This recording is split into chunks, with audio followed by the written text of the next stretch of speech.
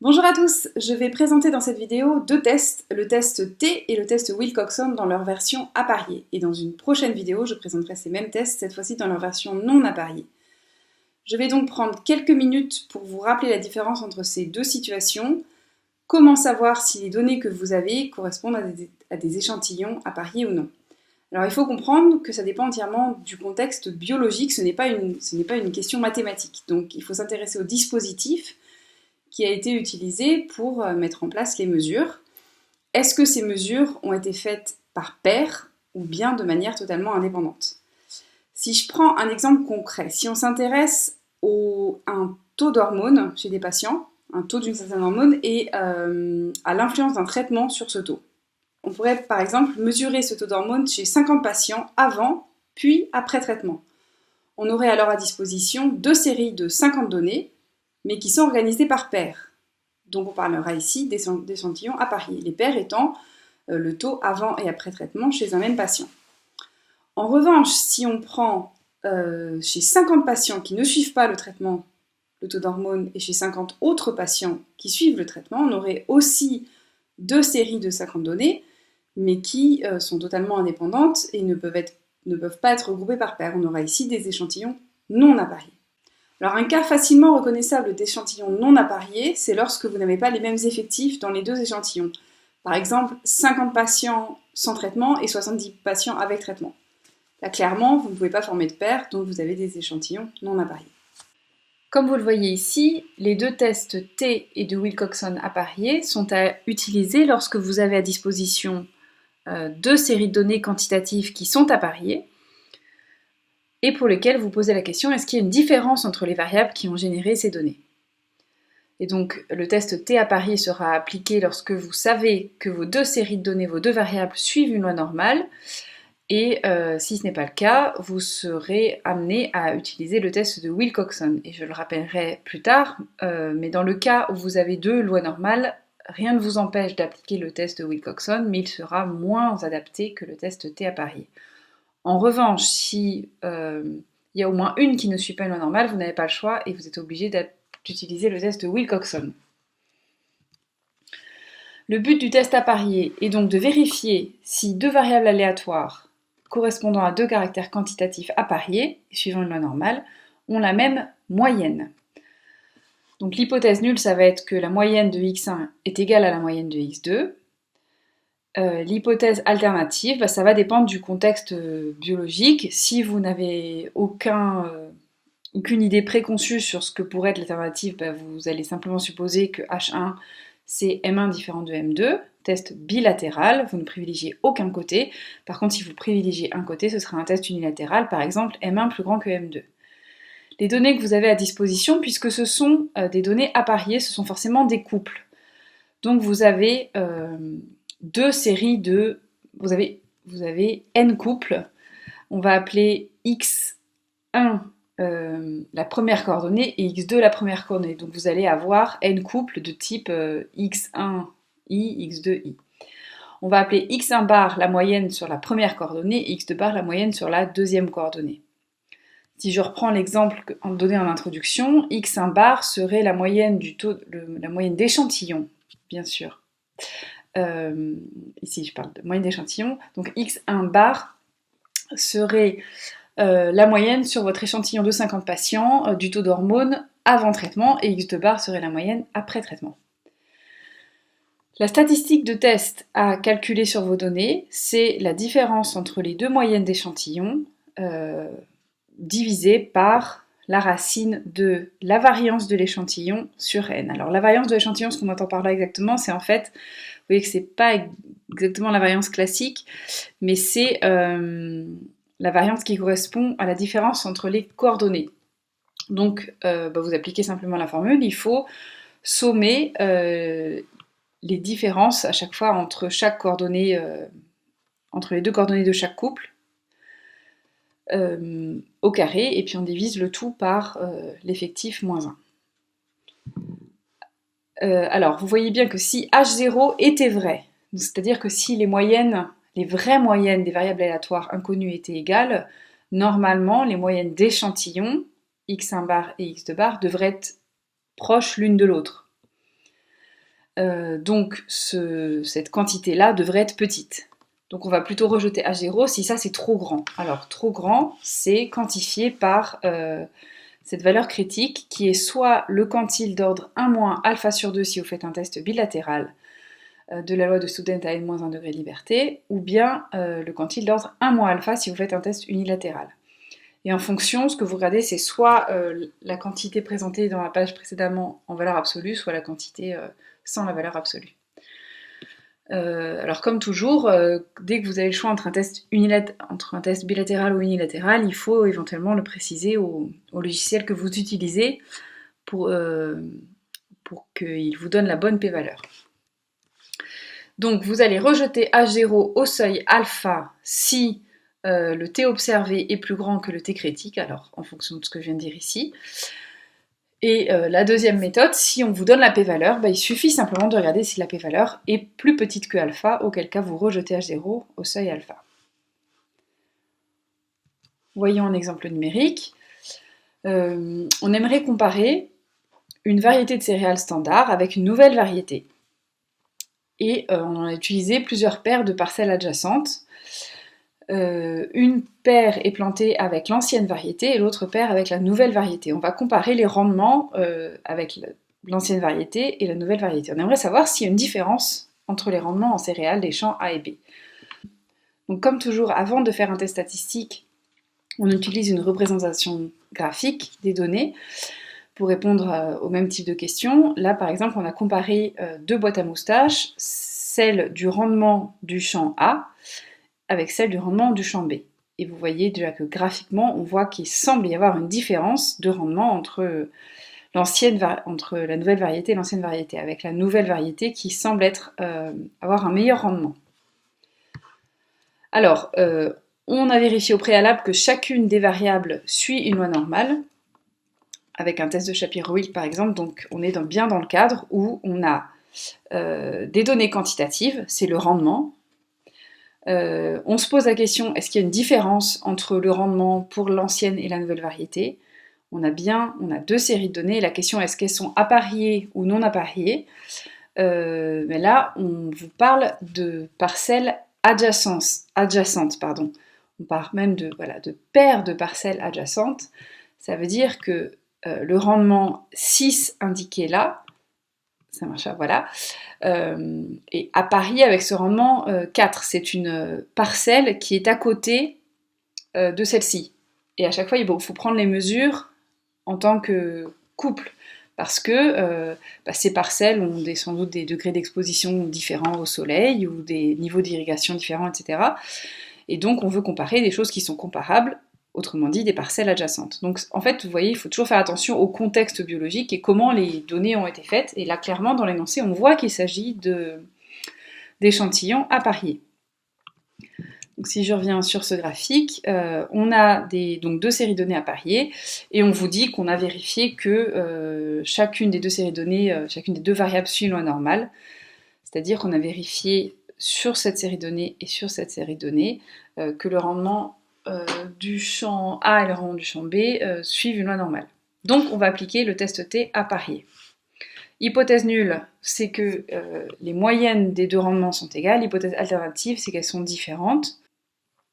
On applique la formule, c'est-à-dire qu'on compare les moyennes d'échantillons, donc le 9,9 c'est la moyenne de celui-ci et le 11,3 c'est la moyenne de celui-ci, qu'on divise par la racine de la variance sur la taille de l'échantillon, moins la taille de l'échantillon, n. J'ai eu un petit doute. Donc vérifiez, s'il vous plaît, par vous-même que vous trouvez bien cette valeur de 1,82. Alors comment, je vous le dis rapidement, comment on trouve ça? En fait, on fait 6 moins 4 au carré, plus 10 moins 12 au carré, etc. Et puis on divise le tout par, ici, n-1. Non, vous devez trouver 1,82. Ceci en valeur absolue fait 3,280. La question c'est est-ce que c'est trop grand ou pas? Si c'est trop grand, on va rejeter H0. Alors le trop grand est déterminé par cette valeur critique qui est le quantile d'ordre 1 moins alpha sur 2 si on fait un test bilatéral, ce qui est le cas ici. donc autrement dit le quantile d'ordre 0,975, de la loi de Student à n-1 degré de liberté, où n est l'effectif de chacune des séries données, donc 9 ici.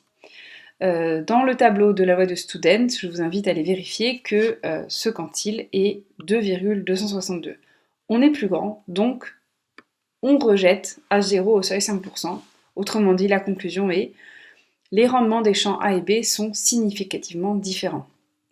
Donc s'il vous plaît, je me répète, je le dis souvent, mais pensez à conclure en français et à répondre aux problèmes biologiques après avoir affirmé ce genre de choses ici. La méthode 2, qui serait celle à appliquer si vous avez directement la p-valeur, si on vous donne la p-valeur. La p-valeur ici, c'est 0,001. Elle est plus petite que le seuil qu'on s'est fixé de 5%, donc, même conclusion, on rejette H0 au seuil 5%.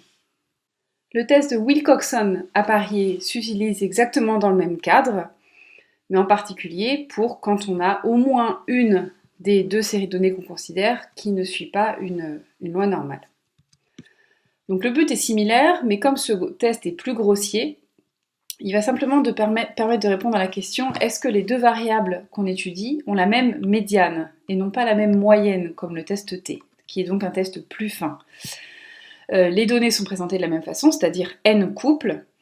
Il y a un certain nombre de couples pour lesquels les deux coordonnées vont être différentes. Donc il en aura potentiellement moins. Donc on va appeler NR ce nombre de couples pour lesquels les coordonnées sont différentes. Et on va les ordonner de la manière suivante. On va regarder en valeur absolue la différence entre la première et la deuxième coordonnée. Et ce qu'on va appeler R1, par exemple, ce sera le rang de, pour ce premier couple, la différence entre les deux coordonnées en valeur absolue dans tous les couples. Et en cas d'ex-aequo, on attribuera le rang moyen. Alors c'est sans doute pas très clair comme ça, mais vous allez voir sur l'exemple numérique ce que ça veut dire. L'hypothèse nulle, c'est que les médianes des deux variables sont égales, et l'hypothèse alternative, c'est dans le cas d'un test bilatéral, le fait que les médianes sont différentes. Il y existe une version unilatérale de ce test, mais ça deviendrait un petit peu lourd à présenter, donc je vais m'en tenir à cette version bilatérale. Alors la statistique de test à regarder dépend du nombre de couples dont je parlais ici, NR, qui ont des coordonnées différentes. Donc si NR est plus petit que 10, ce qu'on va regarder, c'est la somme des rangs devant lesquels on indique le signe de la différence entre les coordonnées. Donc à nouveau, cette formule va vous paraître beaucoup plus claire sur l'exemple que je vais donner, mais gardez-la en tête, il faut que vous soyez quand même capable de l'appliquer sur des données. Le deuxième cas, si NR est plus grand que 10, vous regardez la même chose, mais que vous multipliez par cette quantité-là, où NR, c'est à nouveau la grandeur qu'on a présentée ici. Et on va rejeter H0 au seuil alpha si en valeur absolue, la statistique de test qu'on a regardée est plus grande qu'une certaine valeur critique. Donc ça dépend, ce sera soit ça qu'on regarde si NR est plus petit que 10, ou soit ça si c'est plus grand que 10. Et ces grandeurs-là, W critique, ils sont donnés ici. Donc en fonction du alpha qu'on a choisi et de l'effectif qu'on a, 6, 7, 8, 9. Alors peut-être vous vous demandez pourquoi il n'y a pas 1, 2, 3, 4, 5 et pourquoi ça s'arrête à 9. C'est parce que si on a un effectif de moins de 5, on ne peut pas faire de test statistique, c'est une remarque générale. Donc on démarre à 6, et puis si on est à plus de 10, du coup on est dans ce cadre-là, donc on n'a plus besoin de ces W critiques. Donc voici les seuils critiques auxquels il faut comparer la valeur observée. Et si vous êtes dans le cas où NR est plus grand que 10, du coup le seuil critique à choisir ici, c'est le quantile d'ordre 1 moins alpha sur 2 de la loi normale centrée réduite. Alors, un exemple pour fixer les idées. Imaginons qu'on a effectué sur 11 prélèvements 2 comptages bactériens au microscope par 2 personnes différentes. Et donc on vous dit déjà qu'on sait que sur l'un des deux, il y a une des séries, notamment celle-là, ne suit pas une loi normale. Donc si je reviens en arrière, on est bien dans le cas où on a des données quantitatives, parce que c'est des comptages de bactéries, donc ce sont bien des quantités. On aimerait savoir, j'ai même pas lu la question, existe-t-il une différence entre les comptages A et B? Donc est-ce que les deux personnes comptent les bactéries de la même façon? Donc on est bien dans le cadre où on se pose la question, existe-t-il une différence entre les variables? On a bien deux séries de données, et la question à chaque fois, enfin souvent qui vous pose problème, c'est est-ce qu'on a des données appariées ou non appariées? Donc pour ça, il faut bien lire l'énoncé, et là on vous dit que sur 11 prélèvements, il y a 2 comptages faits par 2 personnes différentes. Donc à chaque fois, le 46 et le 47, par exemple, correspondent au même prélèvement. Là, les bactéries sont comptées par la personne A, là par la personne B, mais ils comptent, ça c'est sur le même prélèvement. Ça aussi, etc. Donc ce qui explique par exemple que vous avez tendance à avoir plutôt des petites valeurs sur les mêmes prélèvements et des grandes valeurs sur les mêmes prélèvements. Donc ce sont bien des paires. Donc comme précédemment, on fait d'abord une première illustration graphique et il semble qu'il n'y ait pas de différence significative entre les deux comptages, mais on va vérifier par le test. Alors, l'hypothèse nulle pour un test de Wilcoxon apparié, c'est les médianes sont égales. Hypothèse alternative, ces médianes sont différentes. Donc, pour appliquer ce test statistique, je vous ai dit qu'il fallait regarder les différences entre les deux coordonnées à chaque fois, et puis ensuite ranger par ordre croissant les valeurs des différences en valeur absolue. Donc faisons la différence pour le premier prélèvement. 46 moins 47, ça fait moins 1. Ici, 47 moins 47, ça fait 0, et on fait comme ça à chaque fois. Donc, excusez-moi, on a moins 1, 0, moins 2, etc. Donc il y a un certain nombre de données pour lesquelles il n'y a pas de différence. Donc ce qu'il faut regarder maintenant, c'est pour combien de couples il y a une différence, c'est-à-dire pour combien de couples cette différence n'est pas nulle. 1, 2, 3, 4, enfin on va plutôt regarder là, pardon, 1, 2, 3, 4, 5, 6, 7. Donc le NR qui est utilisé dans la formule précédemment, c'est 7. On peut tout de suite regarder, le W critique pour NR égale 7, si on prend alpha égale 5%, c'est 24. Donc le seuil critique avec lequel on aura comparé notre statistique, c'est 24. Bon. Maintenant, il faut calculer la statistique. Et on vous dit qu'il faut regarder, il faut ordonner par ordre croissant en valeur absolue ce qu'on a. Donc la plus petite valeur non nulle qu'on a, en valeur absolue, c'est 1. Mais on l'a ici, ici et ici. D'accord? Pour l'instant, regardez pas le signe vu que je regarde que les valeurs absolues. Donc j'ai en fait 3 ex-aequo. Donc ça fait rang 1, rang 2, rang 3. Ben, je mets à tout le monde le rang 2. Donc voilà, ça fait rang 2, rang 2, rang 2. Maintenant, la valeur suivante, c'est la valeur en valeur absolue, c'est 2. Et pareil, j'en ai 3. Donc ça ferait les rangs 4, 5, 6. Donc je mets à tout le monde le rang 5. C'est la moyenne des 3 rangs. Et puis ensuite, j'ai simplement une valeur qui est après, c'est 3. Et il me reste donc le rang 7. Et la formule à appliquer, c'est sommer les rangs. Donc c'est faire 2 plus 5, etc. Mais en gardant le signe de la différence entre les coordonnées. Donc ça fait, ici le premier rang à regarder c'est 2, mais devant on met le moins, le signe qu'on a ici. Donc ça fait moins 2, moins 5, moins 7, moins 2, moins 5, plus 2, plus 5. Et en valeur absolue, ça nous donne 14 qui est plus petit que 24, donc on ne rejette pas H0 au seuil 5%. Autrement dit, les comptages A et B ne sont pas significativement différents. Et la méthode 2, il faudrait regarder la p-valeur, mais là je vous indique que le logiciel R, par exemple, ne vous donnerait pas la p-valeur parce qu'il y a des ex-aequo. Voilà pour aujourd'hui. Bon courage à vous dans vos révisions et n'hésitez pas à nous contacter via le forum EPREL comme d'habitude.